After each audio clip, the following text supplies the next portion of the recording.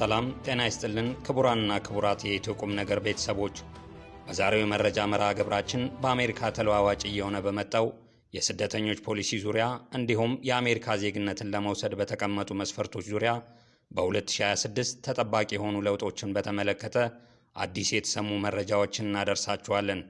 እስከ ፍጻሜው አብራችሁን ቆዩ። ቻናላችንን ሰብስክራይብ በማድረግ ቤተሰብ እንዲሆኑ የአክብሮት ግብዣችን ነው። መረጃው ለሌሎች እንዲደርስ በማጋራት እንዲሁም ላይክ በማድረግና ሐሳብ አስተያየታችሁን ደግሞ በኮሜንት መጻፊያ ቦታ ላይ ያስፍሩልን። በድጋሜ አብራችሁን ቆዩ።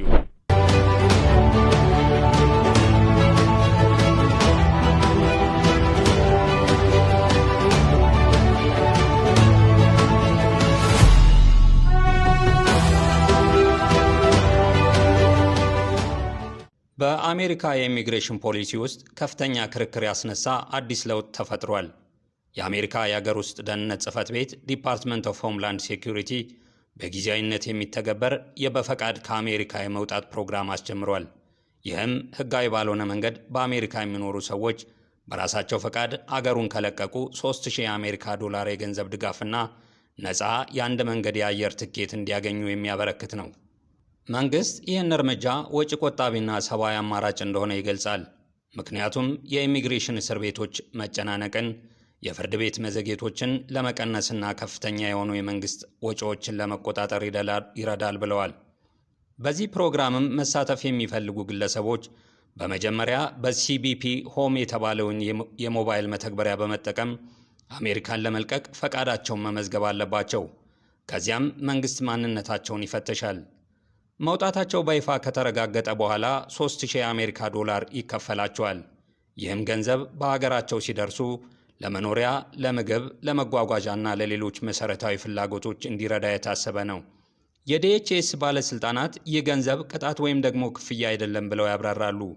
እንዲሁም ይህን ነገር በተሳሳተ መልኩ የሚተረጉሙ ወሬዎች እንዳሉ ያስጠነቅቃሉ። ይህ ፕሮግራምም በአሜሪካ ኢሚግሬሽን ሕግ ውስጥ ከዘመናት ጀምሮ የነበረውን በፈቃድ መመለሻ ወይም ደግሞ ቮለንተሪ ዲፓርቸር የተባለውን ሕጋዊ አማራጭ ያጠናክራል። በፈቃድ መመለስ ማለት ግለሰቡ በራሱ ፈቃድና በተወሰነው ጊዜ ውስጥ አሜሪካን መልቀቅ ነው።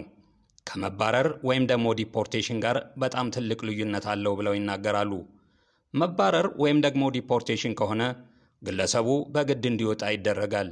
በመዝገቡ ላይም የመባረር ትዕዛዝ ይመዘገብና ለ10 ዓመታት ወይም ከዚያ በላይ ወደ አሜሪካ መመለስ አይችልም። በፈቃድ መመለስ ግን የመባረር ትዕዛዝ አይኖረውም። እናም በወደፊት ሕጋዊ መንገድ ለመመለስ እድል ሊኖረው ይችላል ይላሉ። ነገር ግን የኢሚግሬሽን ጠበቃዎችና የመብት ተሟጋቾች ጠንካራ ማስጠንቀቂያ ይሰጣሉ።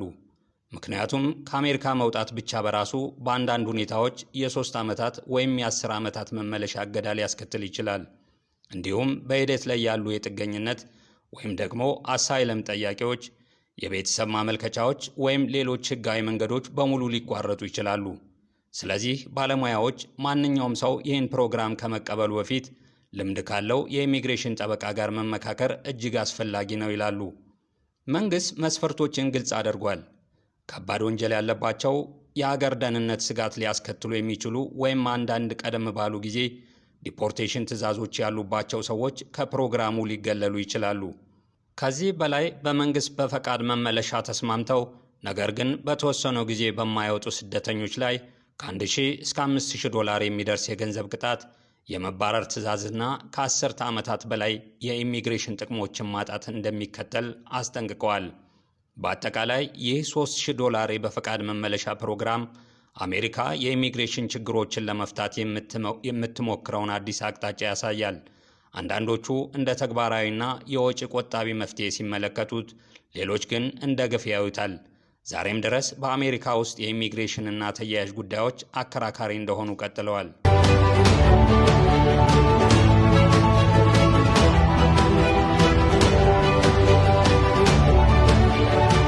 በ2026 የአሜሪካ የዜግነት ሂደት ሕግ ጥብቅ እንደሚሆንና በርካታ ሂደታዊ ለውጦችም እንደሚደረጉበት ተገለጸ።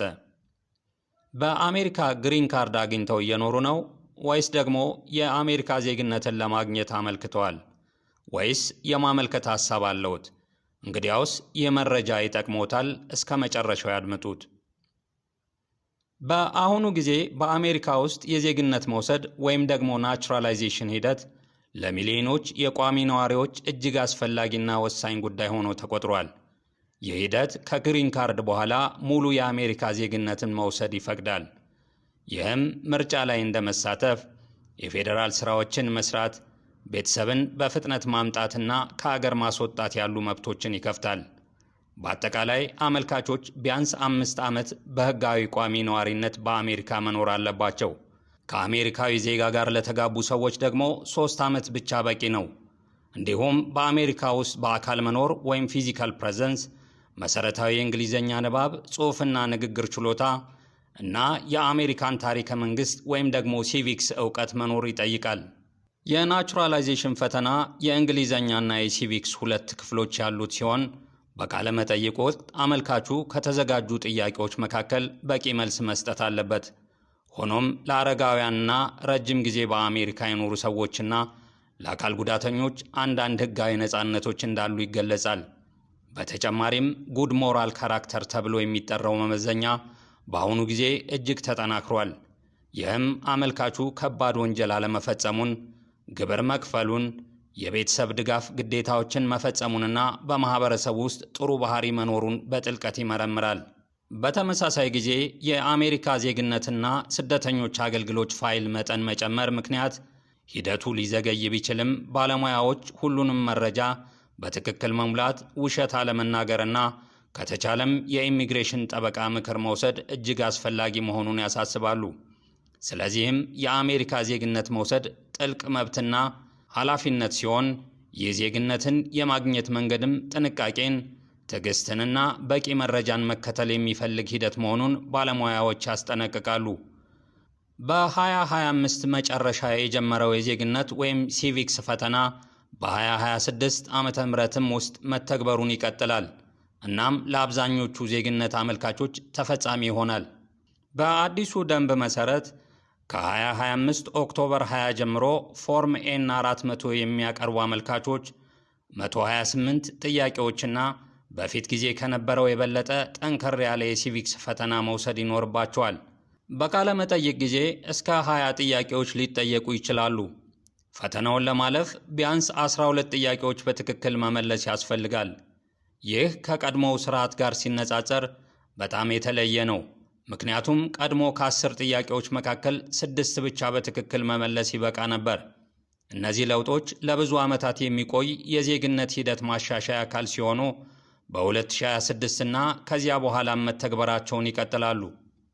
በዚህም መሠረት አዲስ ዜግነት አመልካቾች ሆናችሁ ዜግነት የወሰዳችሁ ወገኖቻችን በ2026 የሚከተሉት ለውጦች መኖራቸውን መገንዘብና ጥንቃቄ ማድረግ ያስፈልጋችኋል ተብሏል። በጉድ ሞራል ካራክተርና በምርመራ ወይም ቬቲንግ ላይ ከፍተኛ ትኩረት ተሰጥቷል። የአሜሪካ ዜግነትና ኢሚግሬሽን አገልግሎት በዜግነት አመልካቾች ላይ ጉድ ሞራል ካራክተር የሚያደርገውን ምርመራ አጠናክሮ ይቀጥላል ተብሏል። ባለሥልጣናት ቶታሊቲ ኦፍ ሰርከምስታንስ ወደ ተባለ ሁሉን አቀፍ የግምገማ መንገድ ተመልሰዋል። ይህም ከወንጀል መዝገብ ምርመራ በላይ በመሄድ የአመልካቹን አጠቃላይ ባህሪ፣ የሕግ አክባሪነት፣ የማህበረሰብ ተሳትፎና የቀድሞ ታሪክ በሙሉ እንዲመረመር ያደርጋል። ከዚህ ጋር ተያይዞ የአካባቢ መርማሪዎች ከጎረቤቶች፣ ከሥራ አስኪያጆች ወይም ከማህበረሰቡ አባላት በመጠየቅ መረጃ በመሰብሰብ የሚጠቀሙ ሲሆን ይህ አሰራርም በ2026 የባህሪ ግምገማን የበለጠ ጥልቅና የተጠናከረ እንዲሆን ያደርገዋል። በውስጥ መመሪያዎች መሠረት በ2026 ዓ.ም የአሜሪካ መንግሥት የዜግነት ሥርዓት መሰረዝ ወይም ደግሞ ዲናቹራላይዜሽን እርምጃዎችን ለመጨመር ዕቅድ እንዳለው ያመላክታል። ይህም ተጨማሪ የዜግነት ስረዛ ጉዳዮችን ለግምገማ ወደ ፍትህ ሚኒስቴር ወይም ደግሞ ዲፓርትመንት ኦፍ ጀስቲስ እንዲላኩ ያደርጋል። በተለይም በዜግነት ሂደት ውስጥ ማጭበርበር፣ የተሳሳተ መረጃ መስጠት ወይም ደግሞ ከባድ የወንጀል ተግባር ጋር የተያያዙ ጉዳዮች ላይ ትኩረት ይሰጣል። ይህ ዘርፍ በቀጣይ ዓመታትም ውስጥ በትኩረት እንደሚሰራበት የሚጠበቅ ሲሆን አሁን አሜሪካዊ ዜግነት ያላቸው ነገር ግን ያንን ዜግነት በተገቢ መንገድ አልተቀበሉም ተብለው የሚከሰሱ አንዳንድ ሰዎችን ሊጎዳ ይችላል። ምንም እንኳን እነዚህ ለውጦች በቀጥታ ለዜግነት ወይም ደግሞ ናቹራላይዜሽን ብቻ ባይሆንም በ2026 ዓመተ ምህረት ውስጥ የሚጠበቁ የአሜሪካ የዜግነትና ስደተኞች አገልግሎት የዲጂታል ጉዳይ አስተዳደር ስርዓቶች ማሻሻያዎች በአጠቃላይ የማመልከቻ ሂደቶች ላይ ተጽዕኖ ማሳደሩ አይቀርም። በትክክል ከተተገበሩ አንዳንድ የቆይታ መዘግየቶችን ሊቀንሱ ይችላሉ። ምክንያቱም ዋናው ትኩረት በቪዛዎችና በግሪን ካርድ ሂደቶች ላይ ቢሆንም እነዚህ የስርዓት ማሻሻያዎች በቀጥታም ሳይሆን በተዘዋዋሪ መንገድ የዜግነት አመልካቾችንም ሊጠቅሙ ይችላሉ። በአሜሪካ ስደተኞችና ዜግነት አገልግሎት እየተለወጠ ያለው አሰራርና ተጽዕኖው ባለሙያዎች እንደሚጠቁሙት የአሜሪካ የዜግነትና የኢሚግሬሽን አገልግሎት እንደ አገልግሎት ተቋም ከመሆኑም በተጨማሪ ወደ ሕግ አስፈጻሚ ተቋም የተቀየረ የሚመስል አቀራረብ እየወሰደ መሆኑን አመላክቷል። ይህም የኢሚግሬሽን ጥቅሞችን፣ የዜግነት ወይም ደግሞ ናቹራላይዜሽን ጨምሮ የስደተኛ መብቶችን ለመገደብ የታቀዱ ፖሊሲዎችን በመተግበር ላይ ነው ብለዋል።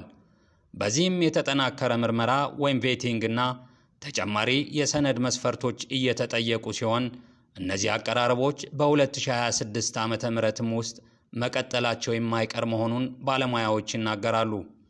በአጠቃላይ በ2026 የአሜሪካ ዜግነት ሂደት የበለጠ ጥንቃቄና ዝግጅት የሚጠይቅ ሆኗል።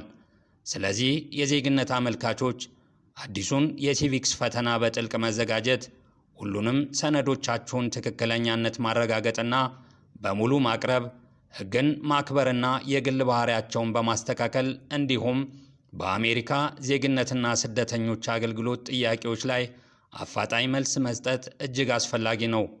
በአጠቃላይ ቀድሞ መዘጋጀትና ሂደቱን በጥንቃቄ መከታተል የዜግነት ስኬት ቁልፍ መሆኑን መረዳት ተገቢ ነው እንላለን። የዛሬውን በዚህ ፈጸምን። ቸር ይግጠመን።